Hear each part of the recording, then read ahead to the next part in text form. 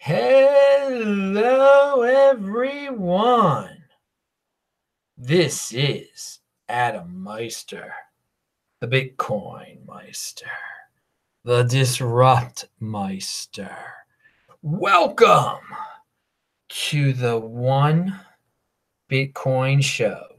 Today is January the 15th, 2019. Value your wealth in Bitcoin. Strong hand, offended by selling. Your daily dose of strong hand. And today, control your own private key, people. Like, get used to that. If after today you still don't understand that, you better understand it. Don't leave those Bitcoins on exchanges. Holder of last resort. All right. Be a holder of last resort. Don't let Cryptopia hold your Bitcoin. Ouch! All right. So check out the links below. Everything I talk about in this video is linked below. Link to below. First thing to talk about is this Cryptopia hack. So it might have been a hack. It's linked to below the Cryptopia release.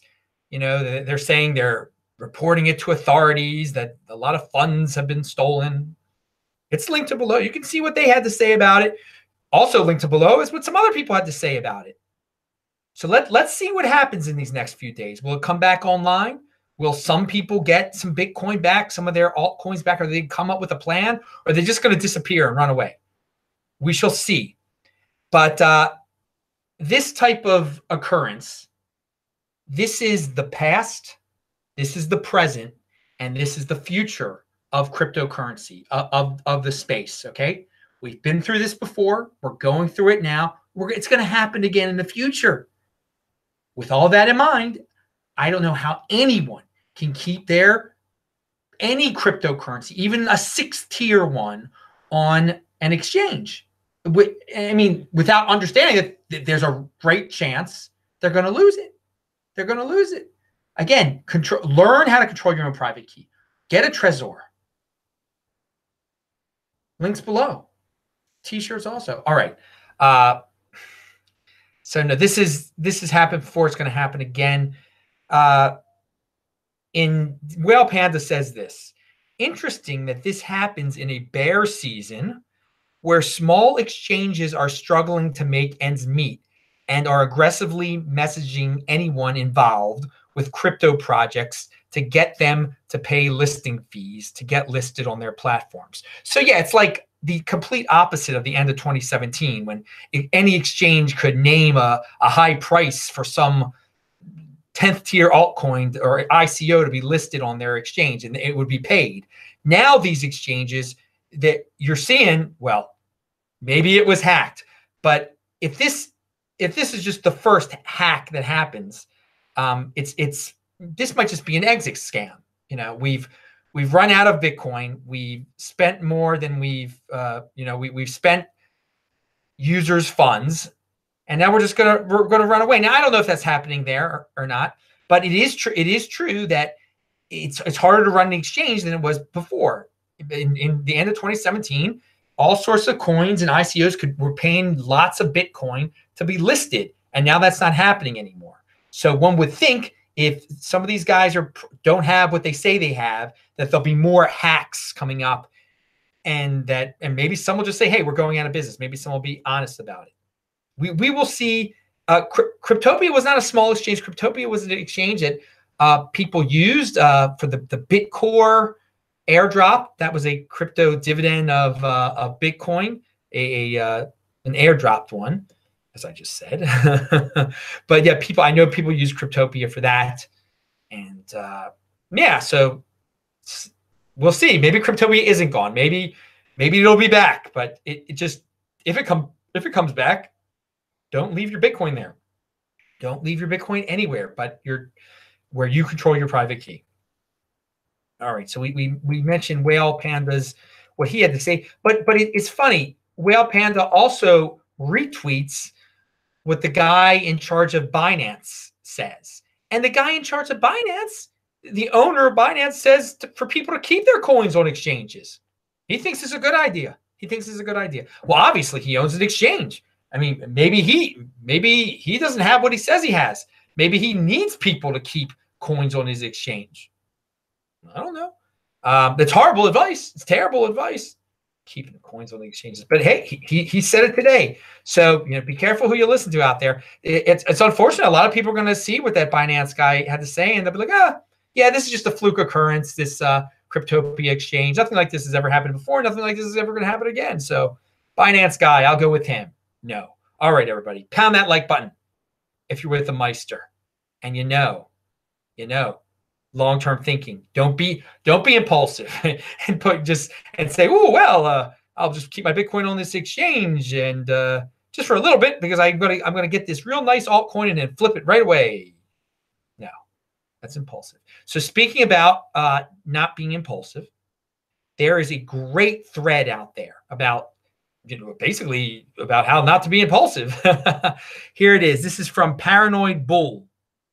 The short-termism of our time is a cancer which has infected the way businesses operate, the way people consume information, and now the way our central banks attempt to control the system. I don't care about the central banks, but whatever. By definition, short-termism, I don't care about the central banks because I'm in the Bitcoin. I don't worry. I don't care what they're doing. All right. By definition, short-termism is subject to noise. You better believe it is, brother. All that crypto noise out there freaking people out of their Bitcoin. Yeah, then they make a short-term mistake, get rid of their impulsive short-term mistakes. Yeah, there you go. Influenced by noise. Nothing happens in a short period of time. The real world requires time for things to unfold. But quarterly earnings, headlines, tweets, and press releases can't wait for that. They need to put out information fast. Remember that, people. Remember that. Headlines, tweets, and press releases can't wait. They can't wait. They need to put out information fast. So they're going to put out big headlines, big things that get you emotional, things that basically noise that can trigger you into becoming a short-term thinker, into becoming impulsive. And this guy calls it short-termism. Yeah, that's a good term there, dude. Read the rest of this guy's thread.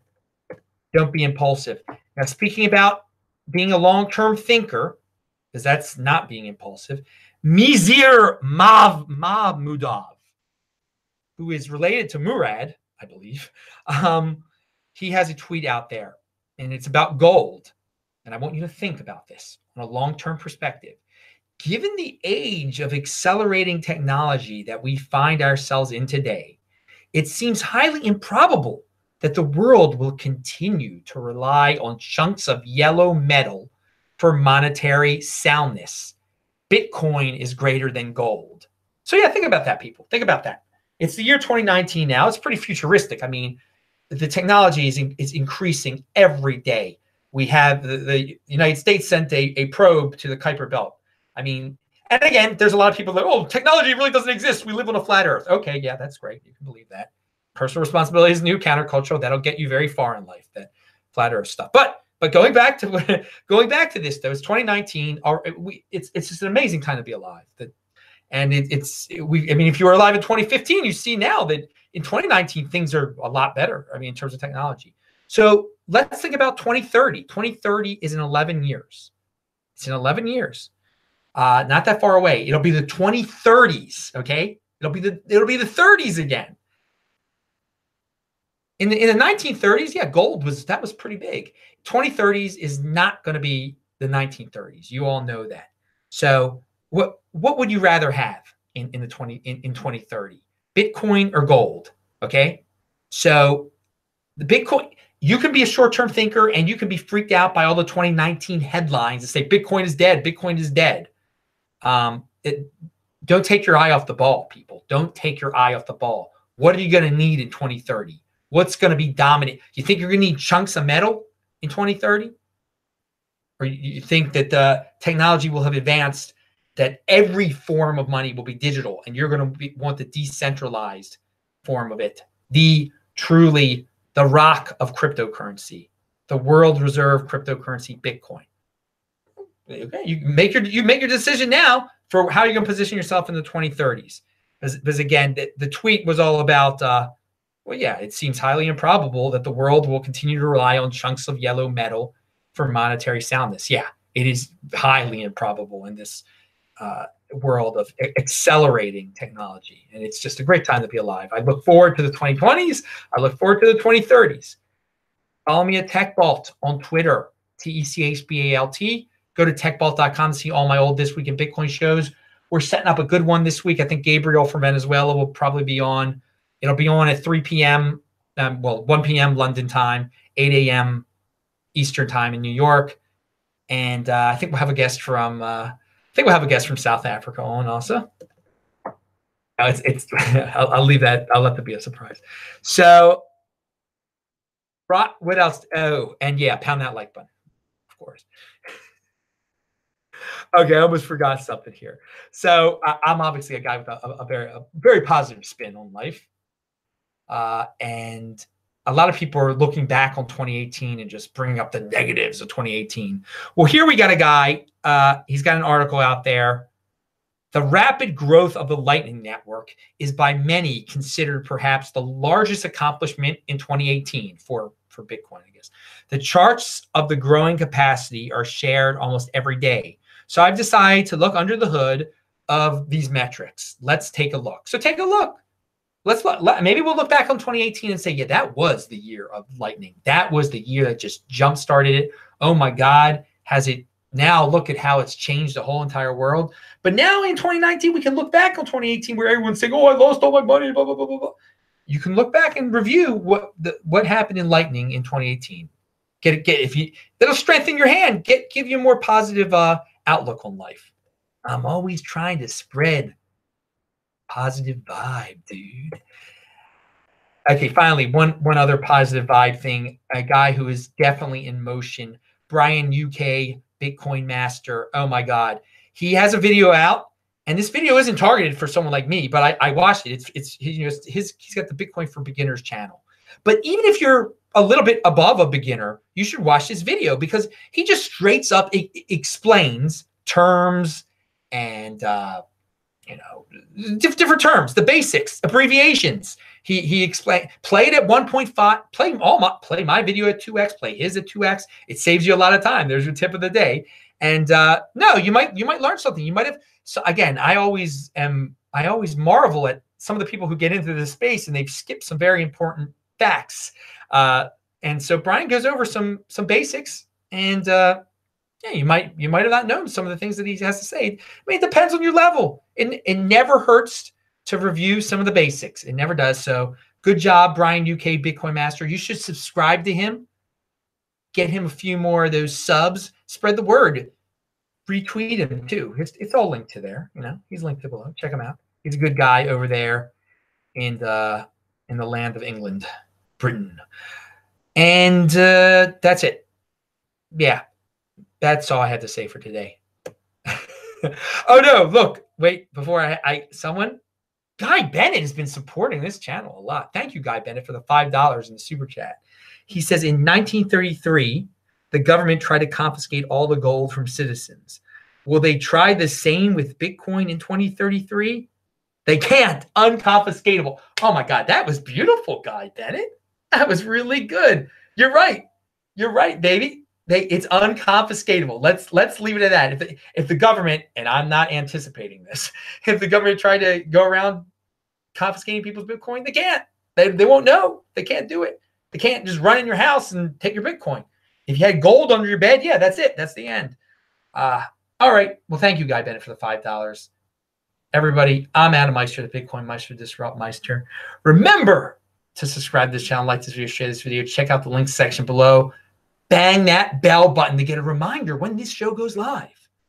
Click on those squares there at the end of the show to go see some of my recent videos, and go to disruptmeister.com to see their almost 1,200 Adam Meister related Bitcoin videos at disruptmeister.com. I'll say hi to you dudes in the chat right now.